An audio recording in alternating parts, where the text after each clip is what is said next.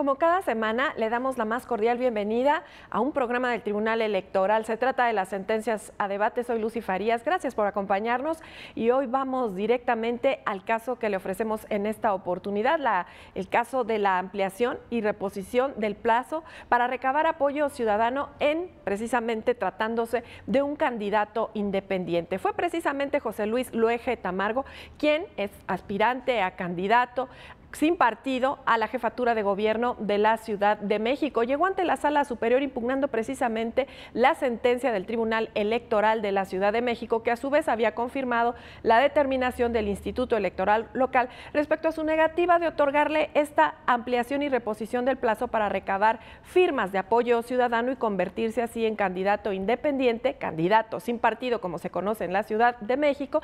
Y bueno, pues la Sala Superior coincidió con los alegatos del actor, coincidió con lo que estaba diciendo precisamente en su denuncia y resolvió de manera favorable para José Luis Luege Tamargo. Si usted quiere saber cómo resolvió en esta oportunidad la Sala Superior del Tribunal Electoral del Poder Judicial de la Federación, quédese con nosotros, ya que Pedro Lara y Malo recibe en el estudio a Fernando Ogesto Martínez Mansur, quien es académico de la Universidad Nacional Autónoma de México, y también recibe a Víctor Manuel Rosas Leal, quien es secretario de Estudio y Cuenta de la ponencia del magistrado Felipe Alfredo Fuentes Barrera. Yo soy Lucy Farías, por favor, permanezca con nosotros.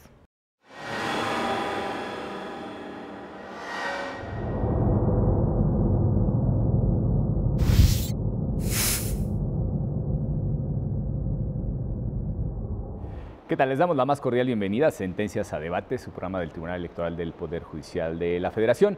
Muchas gracias a Lucy Farías, quien ha adelantado la presentación de nuestros invitados de esta ocasión. Fernando, muchísimas gracias. Gracias, muchas Víctor, gracias por estar nuevamente con nosotros. Muchas gracias por la invitación.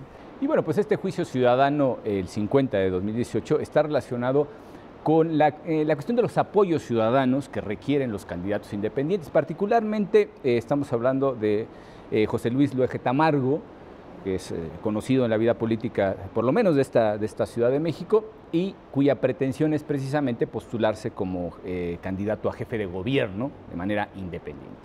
Y bueno, pues quién mejor que el secretario Víctor para contarnos un poco los antecedentes de este asunto, es decir, las etapas sobre todo de este arduo proceso de registro para candidatos independientes, y cómo se dan las circunstancias para que al final de cuentas el señor Luege Tamargo venga a esta Sala Superior a solicitar pues que se revoque la decisión del tribunal local, en este caso el Tribunal de la Ciudad de México. Claro, con todo gusto. Mira, lo que sucede es que el actor solicita su registro como aspirante a una candidatura independiente.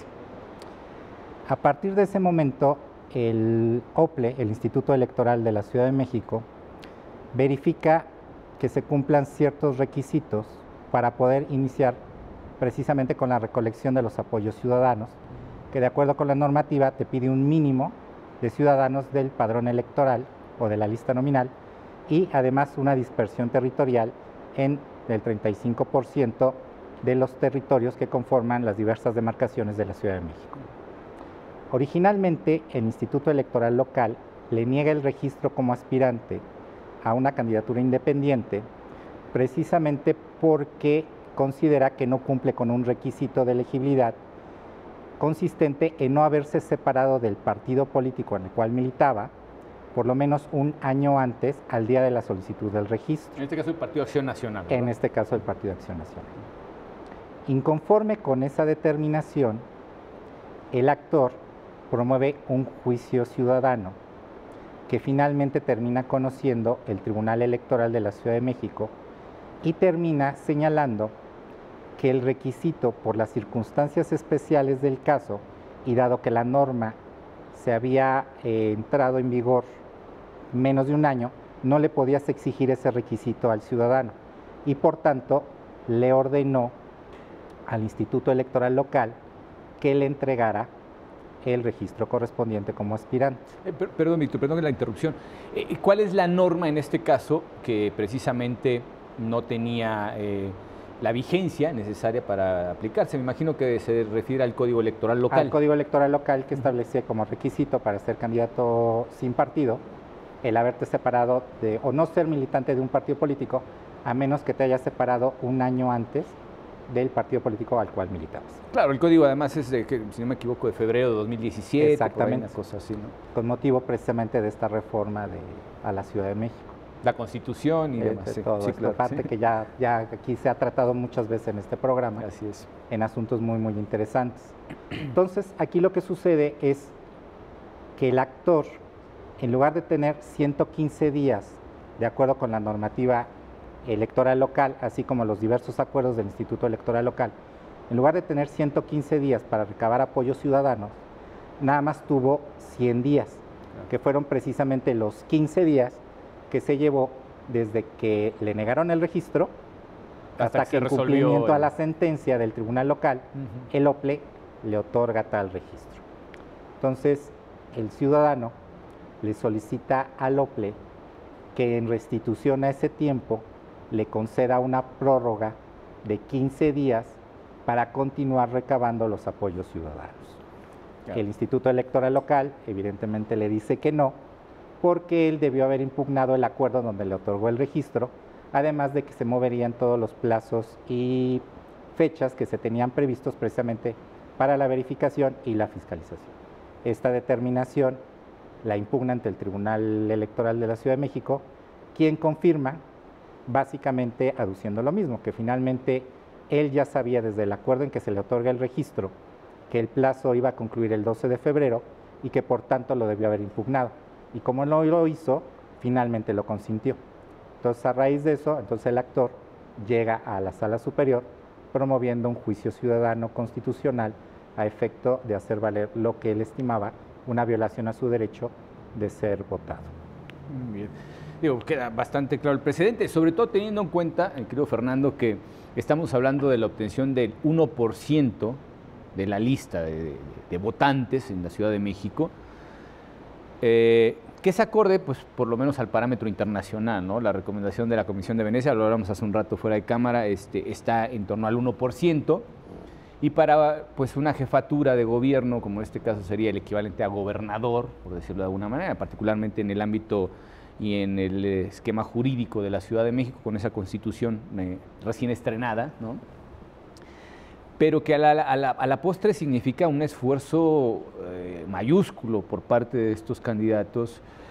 Hablamos particularmente de alguien que tenía una relación de estructura partidista, que podría en algún momento, pues, haberle servido, pero aún así no es fácil. No me quiero imaginar la situación de un ciudadano común y corriente sin siquiera estas conexiones partidistas, pues juntar 74,000 firmas, si no me equivoco, que no es una cuestión fácil, para al final de cuentas poder registrarse. Es decir, eso no asegura absolutamente nada, sino es, digamos, parte de los requisitos. Y la situación que se enfrenta, lo hemos visto también en los medios de comunicación, la aplicación, bueno, pues algunos se han quejado con razón, otros no tanta a lo mejor, pero finalmente parece que ha sido difícil el recabar los apoyos ciudadanos.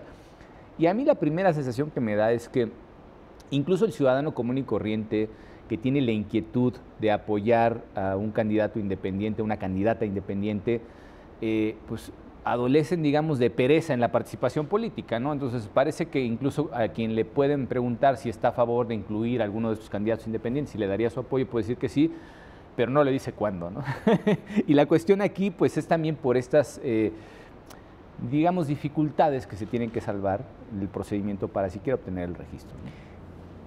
Así es, digo, las candidaturas independientes, que son de reciente creación en nuestro país, ha derivado de muchas recomendaciones internacionales de específicamente de la Comisión Interamericana de Derechos Humanos, que fue una lucha ciudadana, pues ya están concretadas en nuestra legislación. Ya creo que dijiste una cosa súper importante, porque muy poca gente sabe, por ejemplo, que la apertura y el desarrollo legislativo de las candidaturas independientes, pues fue por un litigio que se llevó hasta la Corte Interamericana, con Jorge Castañeda Gutmann. El caso Castañeda contra México, ¿no? Que bueno, en este caso, pues, ni directamente le debemos a Jorge la posibilidad de que se presenten las candidaturas independientes, por lo menos el desarrollo legislativo, insisto, porque bueno, pues se reconocían la potestad, dice llanamente en la Constitución, después tuvo que haber 2 reformas constitucionales y todo un desarrollo legal para conseguir esto, ¿no? No, sí, totalmente, ha sido una lucha, ha sido a base de sentencias, a base de reformas,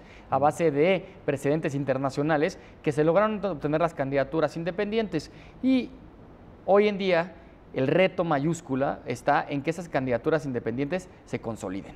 Y para eso tenemos ya la legislación, pero el caso en concreto es muy importante. Los precedentes que siente el Tribunal Electoral en este caso, los precedentes que sienten los lineamientos que sienten los propios institutos electorales locales, porque tenemos que recordar que cada estado tiene libertad configurativa para emitir las normas o los requisitos necesarios para las candidaturas independientes. Entonces no tenemos una norma uniforme. Tenemos la norma federal para obtener candidaturas independientes para los cargos federales, pero cada uno de los estados tiene sus propios requisitos. Entonces, en este caso, es un caso en donde la legislación de la Ciudad de México es abierta, pide el 1%, como habías dicho, de la lista nominal, que es de los porcentajes más bajos a nivel estatal y a nivel federal. Tenemos 3% en muchas Sí, entidades, en algunos estados tenemos 3%. Entonces, tenemos que es amigable la norma para los aspirantes a candidatos independientes, pero hay que dotarla de eficacia. Y eso solamente se puede ver con los casos en concreto. Y este caso es un caso que el Tribunal Electoral del Poder Judicial de la Federación aprovecha para sentar bases de cómo se debe de interpretar la norma o los requisitos en el caso de los candidatos independientes. Porque los términos, los plazos que establece para recabar las firmas para poder llegar a estar en la boleta, son plazos que se consideran que son proporcionales y que son suficientes para poder obtener el 1% en este caso de él. Entonces, imagínate si de esos 115 días que establece la normativa electoral de la Ciudad de México que tienes de tiempo para recabar las firmas, le quitas 15 días. Estamos hablando más del 10% del tiempo. Entonces, sí, el candidato, el aspirante a candidato independiente, pues de verdad tuvo una merma en su derecho político de ser votado en la vertiente de aspirar a un cargo político de la manera independiente. Entonces, tanto el aspirante a candidato independiente tuvo una merma para recabar el apoyo, como también, como decías, el ciudadano. El ciudadano tiene derecho a apoyar a X o Y persona que quiera ser un candidato de manera independiente. Entonces, si le quitas 15 días al aspirante a candidato independiente, también le estás quitando 15 días a la ciudadanía de poder apoyar a su... Entonces, creo que en este sentido el Tribunal Electoral lo que hizo fue una maximización de los derechos políticos electorales, en específico de José Luis Leoje, del actor, pero también, como siempre, viendo en el contexto de la ciudadanía, que, como siempre hemos dicho, el principal actor de los procesos electorales es el ciudadano. Entonces no podemos dejar de ver y de voltear a ver hacia el ciudadano y hacia estos derechos políticos que al final de cuentas son derechos humanos. Absolutamente. Hay una cuestión que creo que es el eje rector de esta sentencia y que de alguna manera también plasma pues las inquietudes del ciudadano y de las autoridades responsables, y es nada menos que el principio de certeza. Y bueno, hemos hablado muchas veces sobre el principio de certeza, pero creo que no está de más explicar exactamente en qué consiste para situar, como bien dijo Fernando, en el contexto de los hechos particulares, pues la situación del recurrente, ¿no? Aquí, palabras más, palabras menos, el principio de certeza implica que todos los actores del proceso electoral saben de antemano cuáles son las reglas con las que se va a participar en el proceso electoral, llámese partidos políticos, autoridades electorales, o en este caso candidaturas sin partido, candidaturas independientes. Sí, que en la Ciudad de México creo que la denominación es candidaturas sin partido, ¿verdad? Exactamente. Sí, eso fue una cosa que me llamó mucho la atención. Entonces, aquí lo que sucede es que al final, lo que se razona en la sentencia, a ver, hay circunstancias muy particulares, circunstancias excepcionales que sí incidieron en el ejercicio pleno del derecho a ser votado en la modalidad de obtener un registro o una candidatura de manera independiente a los partidos políticos. ¿Por qué? Porque si bien es cierto, las autoridades electorales locales, principalmente el OPLE, no actuaron de manera arbitraria al negarle el registro al actor, porque al final el OPLE lo que hizo fue aplicar la norma. Lo cierto es que el Tribunal Electoral local sí consideró que esa norma no era aplicable al caso concreto. Entonces, esa decisión, que se llevó un lapso que consumió varios días, precisamente esos 15 días, pusieron en una situación de desventaja al actor porque le impidieron en relación con el resto de los aspirantes, poder recabar los apoyos ciudadanos. Claro, digamos que el resto de los aspirantes comenzó antes mientras se dirimía el conflicto jurídico. Ahí sí también es importante señalar que la norma local te establece que son 120 días para recabar los apoyos. Sin embargo, el OPLE modificó 2 veces los plazos. Lo más importante derivado del sismo del 19 de septiembre. Claro, sí. Entonces, finalmente... Hubo una suspensión, si mal no recuerdo, de 6 días. De 6 días, exactamente. Por eso es que al final lo que hace el Instituto Electoral Local es que dependiendo de la fecha en la que un ciudadano solicitaba su registro como aspirante, señalaba una fecha en la cual tenía que sesionar y a partir del día siguiente se empezaba con la recolección de los apoyos. Por eso es que el actor, como presentó su solicitud en los últimos días, por eso es que nada más estaba legalmente previsto esos 115 días. Y de ahí todavía descuéntale los 15 días que se llevó la promoción, sustanciación y resolución del medio de impugnación. Digamos que originalmente el lapso durante el cual podían recabar las firmas era de 120 días. Eran 120 Después días. hubo ajustes, se convirtieron en 105 y se compensaron los 6 que hubo una interrupción, en este caso, de recabar las Por eso firmas. es que al final se supone que se debió haber concluido la recolección de firmas el 12 de febrero. Claro. Sin embargo, lo que se razona en la sentencia es, bueno, es cierto que en el acuerdo en el que se te otorga el registro, ya se establecía el plazo que tú tenías, que era entre el día siguiente en que tú obtuvieras la calidad de aspirante y el 12 de febrero para obtener ese plazo. Sin embargo, ese plazo tal cual no adquiere definitividad, porque si bien es cierto, ya estaba establecido en el acuerdo, lo único que te permitía era y te establecía la obligación de empezar a recolectar los apoyos. Sin embargo, la suficiencia del plazo para obtener esos apoyos, ese apoyo mínimo, dependería de la fecha en que se va acercando el límite. Claro, claro, ¿no? Entonces, y hemos visto la dificultad precisamente exactamente. sobre la marcha, que es lo que hemos estado viendo. Entonces se llega finalmente el 12 de febrero y resulta que efectivamente el actor no consiguió la totalidad. Si no mal recuerdo, le faltaban en números redondos, algo así, como 1,400 apoyos o 14,000 apoyos. Entonces, en este caso, finalmente se le da la oportunidad al actor, a través de la sentencia, de poder seguir recabando esos apoyos, sobre todo porque haciendo el parámetro con los plazos establecidos para la verificación de los apoyos, la fiscalización y todos los demás actos tendentes al registro de las candidaturas independientes, sí no habría una afectación al proceso electoral. Esto creo que es justamente la cuestión medular, digamos, planteada, porque en qué medida se hace una intervención indebida al principio de certeza jurídica. Si nos permite, vamos a ir a nuestro primer corte y volvemos en un momento. Gracias.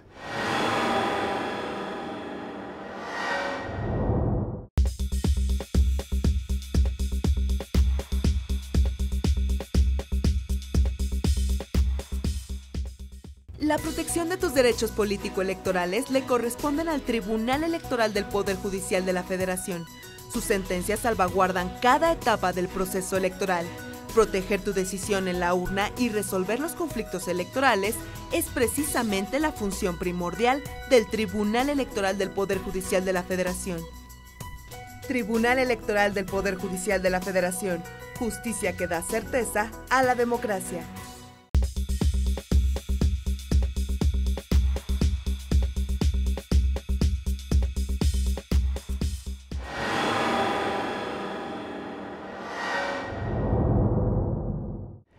Bueno, pues en nuestro segundo segmento la cuestión planteada hace un momento era justamente la de la certeza jurídica.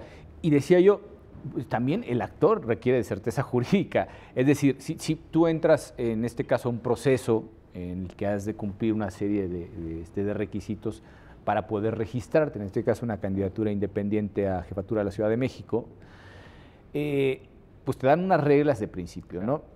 Yo quiero pensar que en la práctica precisamente es donde se ha descubierto la dificultad para conseguir esos apoyos, ¿no? Y lo hemos visto con los diferentes candidatos independientes, no solamente en la Ciudad de México, sino en todo el territorio nacional. Pues muchos decían, los voy a conseguir casi la primera semana, ¿no? Las primeras 2 semanas. Y ya sobre la marcha se empezaba a ver la dificultad, un poco también por lo que yo decía, ¿no? Yo creo que la falta de compromiso y participación política de la ciudadanía se ve reflejada también en estas cosas. Pero bueno, independientemente y haya sido como haya sido, la cuestión fundamental es que en la práctica pues creo que se está viendo la dificultad. Y esto es lo que advirtió precisamente el actor, ¿no?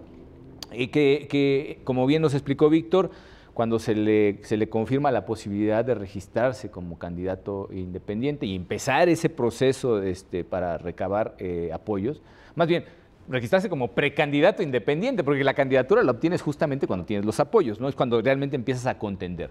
Pero en este caso estamos precisamente en el escenario en el que de lejos y con la norma que se tiene, pensando también en que el umbral de apoyos ciudadanos es relativamente bajo si lo comparamos con otras entidades federativas en la Ciudad de México, podemos pensar que pues a lo mejor era un panorama optimista por parte del precandidato independiente y que a la postre pues se dio cuenta de que no era tan fácil, ¿no? Entonces, el alegato de que no había impugnado en el momento en el que conoció el plazo, pues creo que se explica de muchas maneras, a mi modo de ver, ¿no? No, sí, totalmente. Creo que uno entra a estas contiendas conociendo las reglas, con el principio de certeza, ¿no? Entonces, si la norma te establece que tienes 120 días para recabar las firmas, bueno, por las modificaciones se llevan 115 días, pues tú cuentas con una estrategia que vas a usar durante 115 días.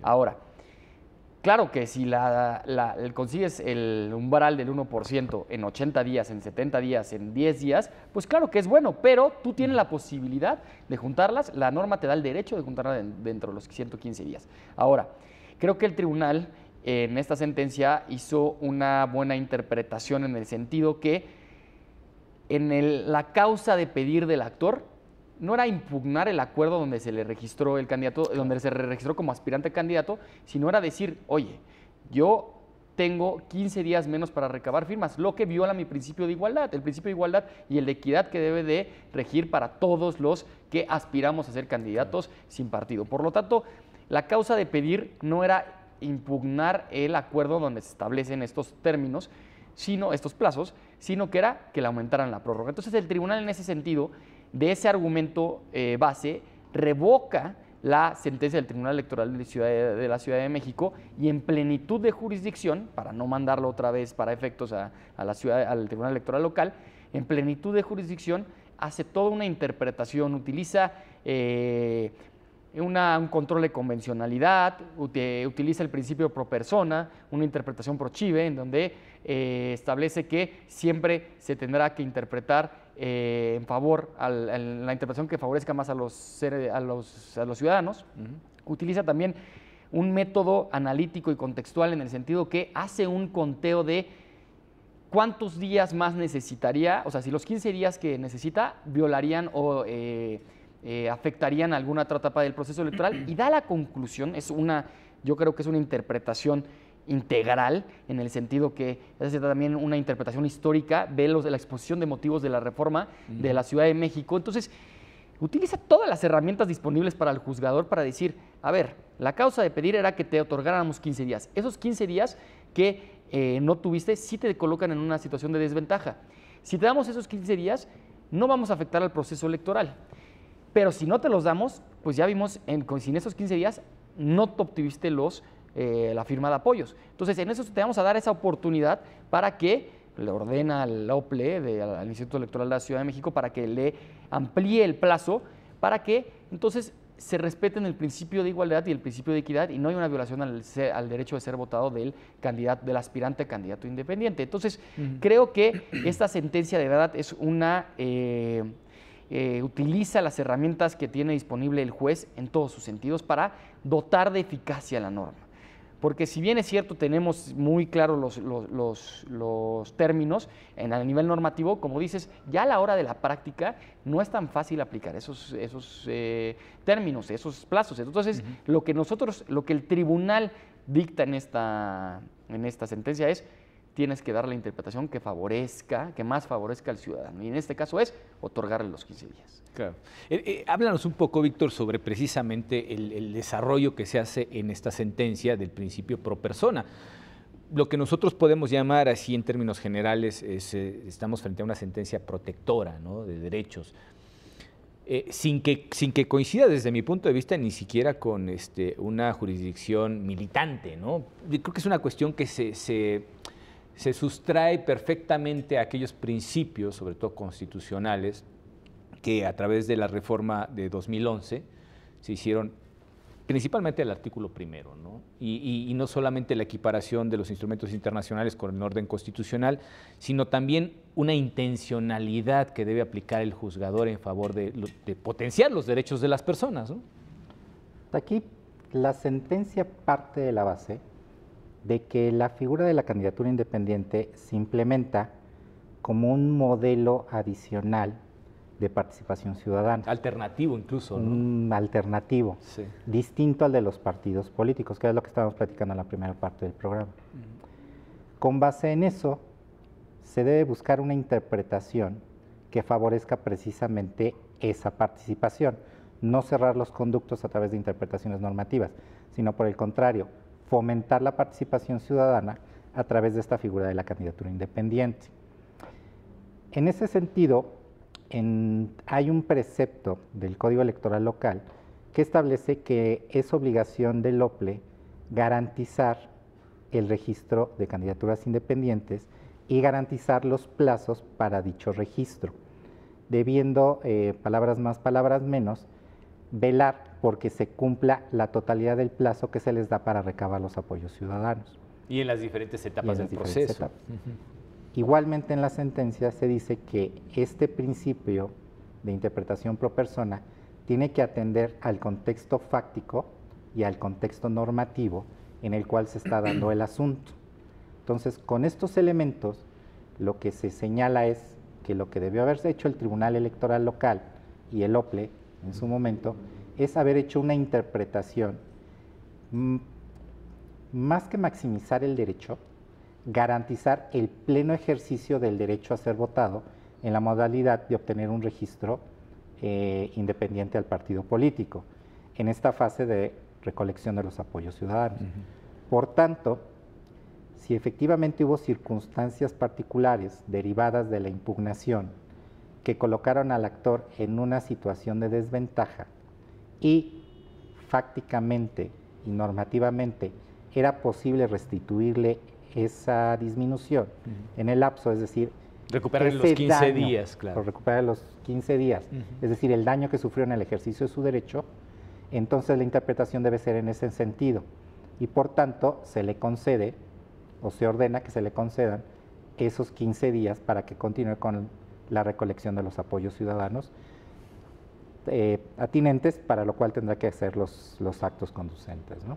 Claro, uno de los argumentos por parte del OPLE en esa negativa de conceder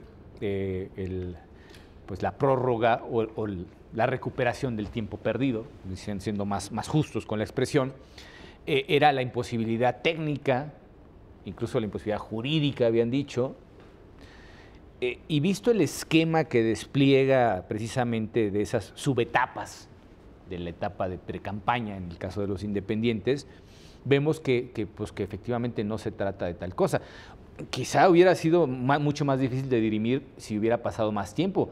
Afortunadamente los tiempos de resolución en materia electoral son brevísimos y lo que tardó el juicio, la decisión del OPLE de no registrarlo y lo que resolvió el Tribunal Local fueron 15 días, tiempo récord, porque bueno, pensando por ejemplo en materia civil, mercantil, familiar, la cuestión se podía haber ido a meses o incluso años, ¿no? Dependiendo del tipo de problema planteado. Pero en este caso, creo que el aparato completo de impartición de justicia, tanto a nivel administrativo como jurisdiccional, ya es, o casi es, una relojería en funcionamiento, ¿no? Ritmos perfectamente marcados, cumplimiento de etapas casi a rajatabla. Quizá los procedimientos de fiscalización son los que pudieran en algún momento llegar a rezagarse un poco, porque no son fáciles, evidentemente, pero ya se empieza a ver de alguna manera cómo la reforma, sobre todo la reforma de 2014, pues pone a la par toda esa maquinaria a funcionar. Por un lado, la fiscalización, con las causales de nulidad en el caso de rebase de topes de gastos de campaña y los dictámenes consolidados, que son fundamentales para poder emitir una decisión en esa naturaleza, las etapas de registro previo para las candidaturas, las etapas de las propias candidaturas, los debates que se están organizando, en fin, creo que todo empieza ya como a funcionar de manera mucho más sincronizada dentro de estas etapas. Y aún así vemos ciertas dificultades, ¿no? Pues sí, efectivamente, en este caso es una cierta dificultad, porque es importante mencionar que la negativa de registro para aspirante a candidato independiente es una situación ajena al propio actor. Claro. No le podemos imputar al actor que por su culpa, por su tardanza, pues no obtuvo la calidad de aspirante, sino que fue derivado de una decisión del OPLE de la Ciudad de México y después se va bueno, creo que primero viene al Tribunal Electoral del Poder Judicial de la Federación, viene vía per saltum, saltum, y el tribunal, sí. la Sala Superior le dice, no, es competencia del Tribunal Electoral de la Ciudad de México y en tiempo brevísimo el Tribunal Electoral de la Ciudad de México resuelve en el sentido de ordenar al OPLE de que registre su aspiración a ser candidato independiente. Perdón por la postilla y el comercial, pero eso, imagínense, en 15 días se resuelve, aún teniendo en cuenta que vino a esta Sala Superior per saltum y todavía se sacó un acuerdo y se ordenó que lo resolviera el tribunal local. Para que se den una idea de los plazos en materia electoral, son brevísimos, ¿no? Sí, los plazos en materia electoral son fatales, ¿no? Y entonces aquí nos damos cuenta que aunque aunque fue de forma expedita, un proceso tan complicado que es el cumplir con los requisitos para que el OPLE emita el registro como aspirante y que el OPLE sesione y que diga, no, te niego el registro, y de ahí me voy al tribunal, a la Sala Superior y que diga, no, fue muy breve el tiempo, pero aún así esos 15 días no pueden ser imputables al actor. Y esos 15 días sí ponen en desventaja al actor frente a la ciudadanía. Entonces, creo que el argumento del OPLE de la Ciudad de México en el sentido de que era inviable, de que era imposible jurídicamente y normativamente modificar los plazos, como lo dice la propia sentencia, fue un acto meramente basándose en formalismos, ¿no? Claro. Entonces, por eso mismo, la sentencia del Tribunal de la Sala Superior dice, ok, vamos a hacer un estudio mucho más amplio, mucho más protector de derechos humanos y donde veamos que sí puede ser fácticamente posible, analizando el contexto específico, porque recordemos que esto es un caso en específico que los tiempos nos dieron para que se pudieran aumentar esos 15 días, porque el periodo de registro de candidaturas en la Ciudad de México es del 9 de marzo al 16 de marzo, pero deben de quedar firmes el 29 de marzo siguiente. Entonces, sí nos da el tiempo para que dentro de estos 15 días el OPLE pueda aumentar el tiempo de este actor, verificar los apoyos, porque no nada más es de que ya tengo las firmas, se tienen que verificar que esas firmas sean verdaderas, sean válidas, ¿no? Entonces, no le está quitando tiempo al OPLE, al contrario, no le está quitando certeza, no le está quitando seguridad jurídica a las etapas electorales. Se está diciendo, sí tienes el tiempo para que tú puedas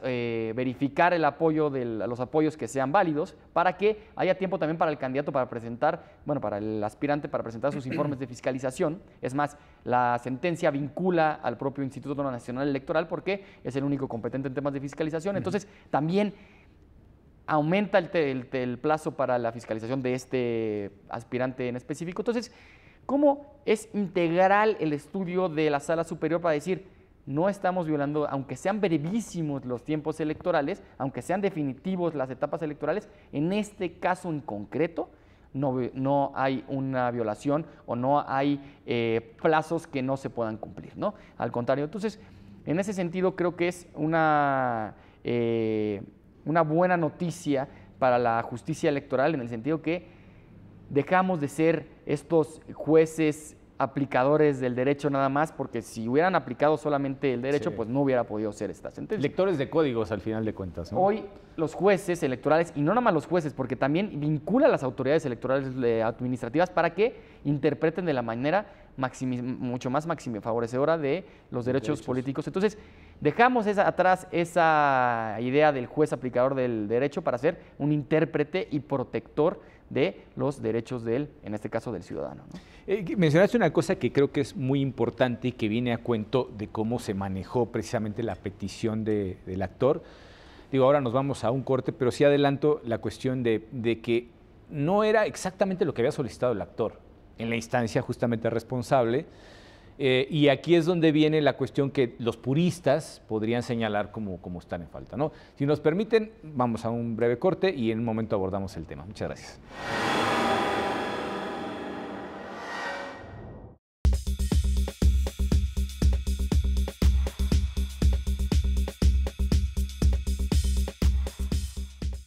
La Sala Superior del Tribunal Electoral del Poder Judicial de la Federación sesiona públicamente a la luz de los principios de máxima publicidad y transparencia para garantizar certeza y legalidad en los procesos electorales.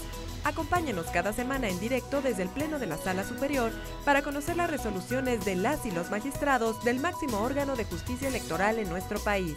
Sesión pública de resolución de la Sala Superior del Tribunal Electoral. Tribunal Electoral del Poder Judicial de la Federación. Justicia que da certeza a la democracia.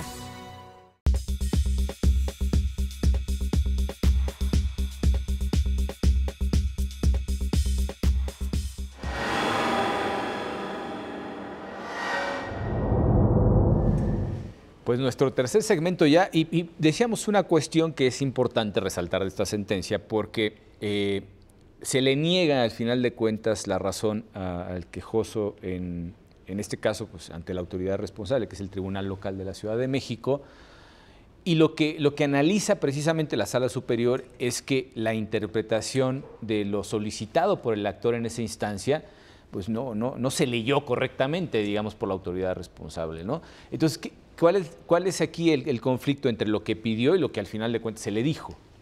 Bien. Hay un criterio de la Sala Superior que dice que el juzgador electoral tiene la obligación de leer la demanda e interpretarla de la forma que realmente obtenga la verdadera intención del actor, en este caso la exégesis, digamos, exactamente. Así, ¿no? Sí.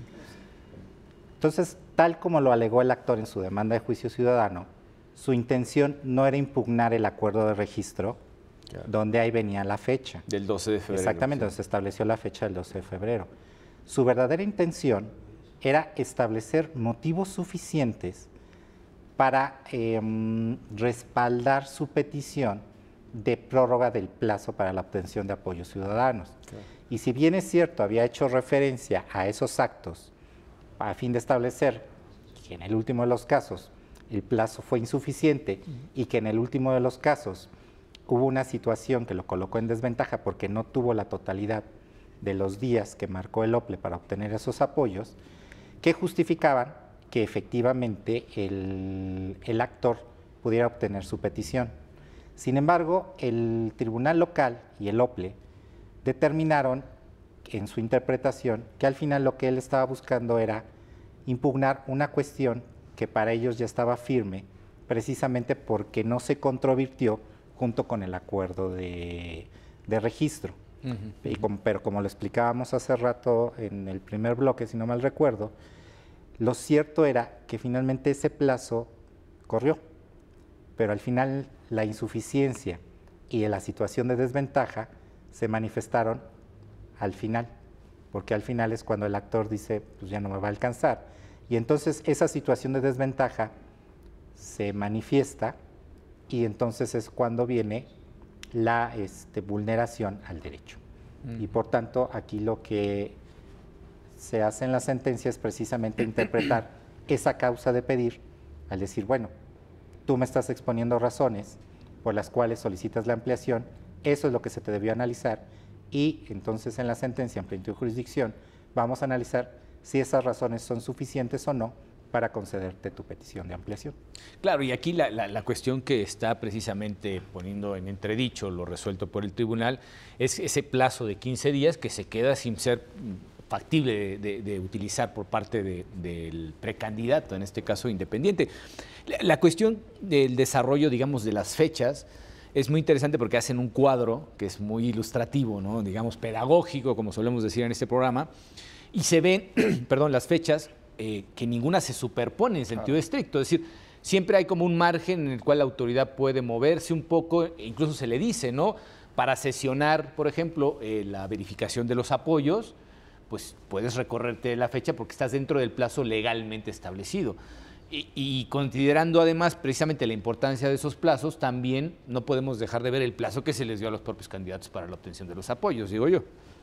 Claro, ahí en ese sentido creo que el tribunal en esta forma de redactar sentencias que ha cambiado, ya no es un tribunal en donde no se entienden las sentencias, sino que cada vez son más abiertas. En ese sentido es mucho más, uno puede establecer y puede ver muy bien que los plazos no se, como dice, no se contraponen y por lo tanto es viable.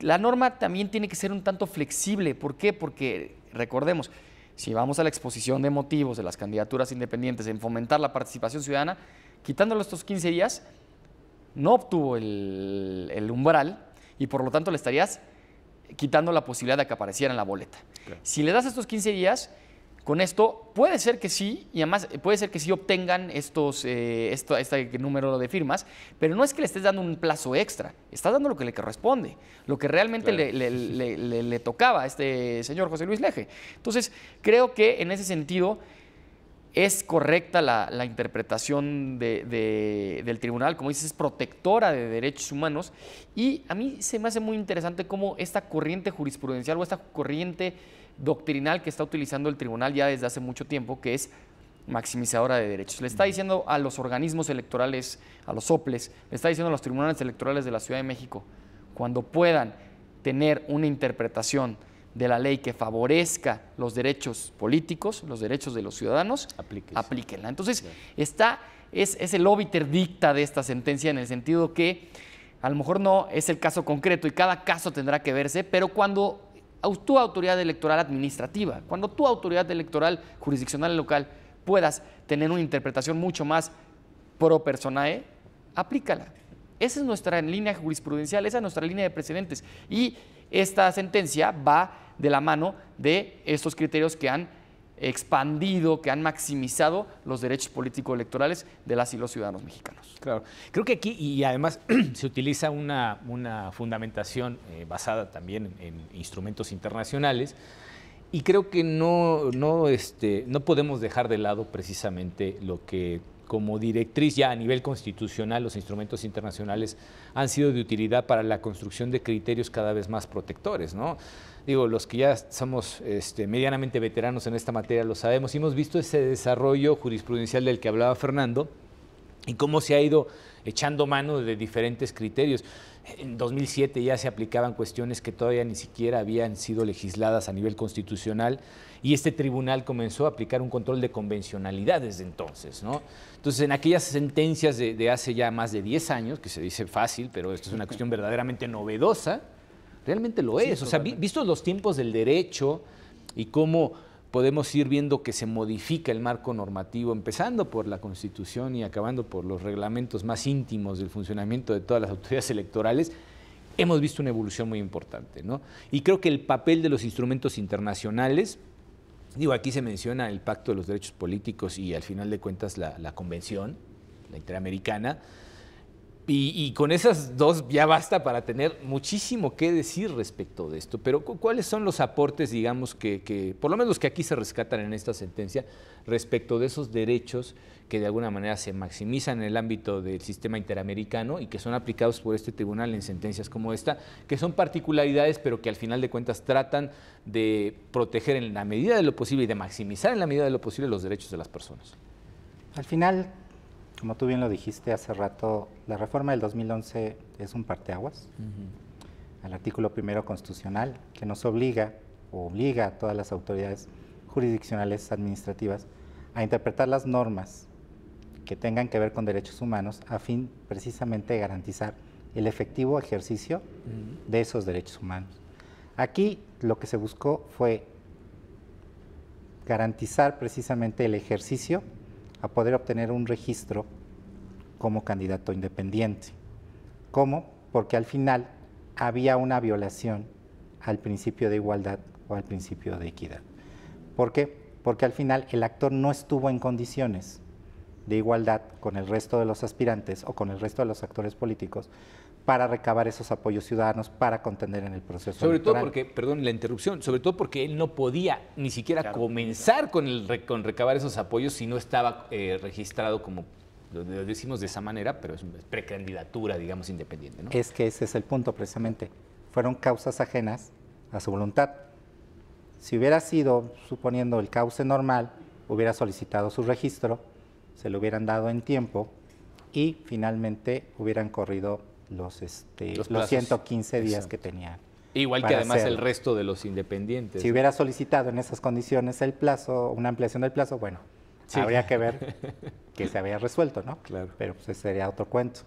Al final, lo cierto es que hubo esa situación extraordinaria que sí implicaron una vulneración al pleno ejercicio del derecho, porque estuvo imposibilitado 15 días, o sea, valga la expresión, sentado en su casa esperando a que el Tribunal Electoral local resolviera. Y le pudiera Que sí permitir arrancar. Y le pudiera permitir, exactamente, arrancar con esa recolección. Que sí es cierto, pudo haber sido en 15 días, plazo récord, tiempos fatales, pero lo cierto es que hubo 15 días en el cual estuvo imposibilitado para ejercer esos actos y ejercer su derecho. Aquí simplemente, como bien se dijo hace rato, no es que le esté dando una concesión, no es que le esté dando un regalo, simplemente le estoy restituyendo esa vulneración a su ejercicio. El Tribunal Electoral, a través de la Sala Superior, le está precisamente, lo repito, le está restituyendo esa posibilidad de competir en condiciones de igualdad en el acceso al cargo público, que es precisamente lo que garantizan los instrumentos internacionales que se citan en el proyecto. La igualdad en el acceso o en la igualdad de oportunidades en el acceso a los cargos públicos, más aún cuando, tomando sus diferencias, no se cuenta con una estructura partidista detrás, sino son ciudadanos. Claro, eso es fundamental. Sí, Son señor. ciudadanos que finalmente quieren participar de una forma independiente y que evidentemente al carecer de una estructura tal cual, pues, valga la expresión, les cuesta más trabajo. Claro. Entonces, la interpretación debe de ir en ese sentido. Sí, yo creo que acabas de dar una cuestión fundamental respecto de la verdadera dificultad para que los candidatos independientes obtengan su registro como tales, ¿no? Y no podemos hablar precisamente en ese esfuerzo legislativo por abrir la posibilidad jurídica de que existan las candidaturas independientes, no podemos hablar ni siquiera de equidad, ¿no? Cuando el aparato partidista es fundamental, sobre todo, por ejemplo, para recabar los apoyos.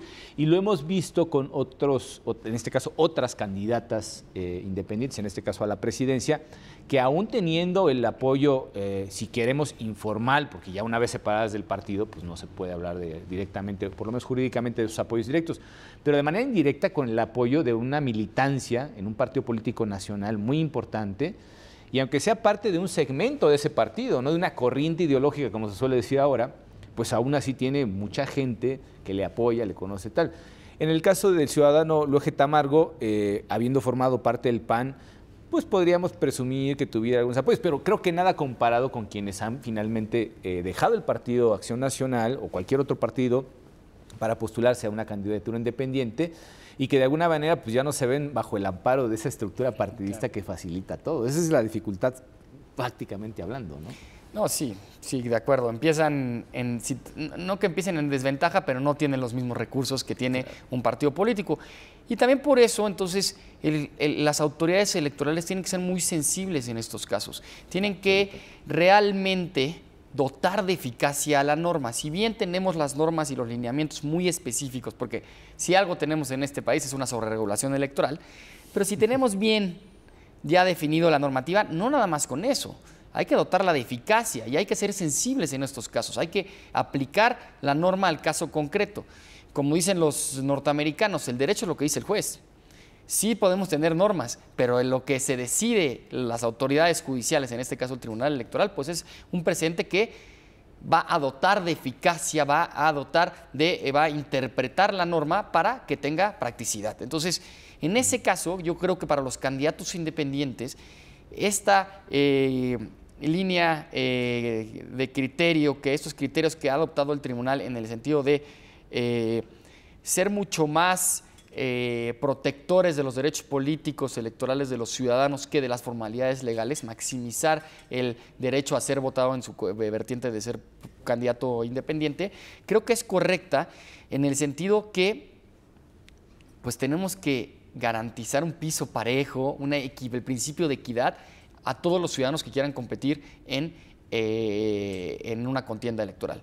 No violando la ley, no, aquí no se viola la ley, el Tribunal Electoral no está yendo en contravención de la ley, al contrario, le da una interpretación que es mucho más maximizadora, mucho más protectora del derecho político de ser votado, que al final de cuentas, una de las principales funciones del Tribunal Electoral es garantizar el ejercicio pleno de los derechos políticos electorales de las y los mexicanos. Entonces, creo que además de que le permite al ciudadano luege tener este periodo de 15 días, también le da un mensaje a los aspirantes, a los ciudadanos de a pie, porque al final de cuentas, aunque hayan sido partes del partido político, pues ya no tienen la estructura, como dices, ya no tienen partes de la estructura del partido político, son ciudadanos a pie, que a pie van a conseguir las firmas y el apoyo para poder aparecer en la boleta. Entonces, lo que está haciendo el tribunal es dándole una palmadita a los que quieran, a los ciudadanos que quieran ser aspirantes a candidatos independientes, diciéndoles, oigan, nosotros no vamos a tratar de garantizar, vamos a tratar de que el principio de equidad y el principio de igualdad se cumpla para cualquier ciudadano, seas parte de un partido político o quieras ser candidato de manera independiente, te vamos a garantizar que tengas equidad y tengas igualdad de condiciones para competir en una contienda electoral. Claro, sí, tratar un poco de limar ya esos escollos, esas dificultades pues, planteadas por las propias reformas. Nos acordamos que la autorización constitucional de las candidaturas independientes se tuvo que hacer en 2 etapas, porque las reformas al 85 pues, no estaban listas, ¿no? Entonces hubo ahí un cruce de tiempos medio extraño. Yo siempre de mal pensado decía, no, pues es que eso trasluce al final de cuentas la poca voluntad política que hay para poder abrir la participación de los ciudadanos independientes. Y digo, estas cosas finalmente pues coincidirían con ese mal pensamiento, pero también viene el tribunal y dice, no, espérense, vamos a tratar de quitar en la medida de lo posible los escollos que los independientes tienen, sobre todo en comparación con las facilidades que tienen los partidos políticos, los recursos tanto materiales como humanos con los que cuentan, y la facilidad o no, pero también, digamos, un camino más llano para poder conseguir el apoyo ciudadano y finalmente el voto de la ciudadanía, ¿no? Y creo que este proceso electoral va a ser muy interesante precisamente porque apunta a un modelo que llevamos años construyendo, pero que no se había visto plenamente desplegado en la práctica. Tenemos cuestiones muy interesantes, por ejemplo, las acciones afirmativas en materia de cuotas de género y de indígenas, que fueron también cuestiones muy interesantes, para darle ese margen de participación más efectiva precisamente a quienes no habían participado en la vida política de este país. Es decir, en pocas palabras, quienes estaban fuera de una estructura partidista o quienes se encontraban dentro de una estructura partidista, pero en condiciones fácticas de desventaja que no les permitían llegar a los cargos de elección popular. Y este tipo de cosas a mí por lo menos me emocionan mucho porque tienen un planteamiento teleológico, es decir, ¿cuál fue la intención del legislador al llevar a cabo todas estas reformas?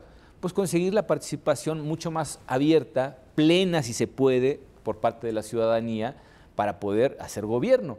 Y en esa medida, bueno, pues estamos todavía empujando un poco el carro y desde el punto de vista de las autoridades, en este caso jurisdiccional, como es la Sala Superior, ordenándole a otras autoridades que tienen también injerencia en la materia, pues para que lleven a cabo una serie de acciones que favorezcan precisamente este grupo social, ¿no? Y bueno, pues como siempre haciendo una prospección, estamos ya en fechas muy próximas a que se cierren los pedidos, incluso los pedidos extraordinarios de registro, así que estamos a punto de saber realmente qué tan efectivas fueron estas modificaciones hechas para, por lo menos en la interpretación dada a las normas, ¿no? Y como siempre, pues el mejor deseo, por mi parte, lo mejor para aquellos que tuvieron el valor de presentarse como independientes, ¿no? Y de alguna manera creo que es parte de lo que todos los ciudadanos debemos de hacer, presentándonos a una candidatura o informándonos y yendo a depositar nuestro voto en la urna. En cualquier caso, pues es participación ciudadana. No nos resta más que agradecer su participación en este programa, agradecerles, por supuesto, a ustedes que están del otro lado de la pantalla, invitándolos a la emisión de nuestro próximo programa. Muchas gracias, hasta pronto.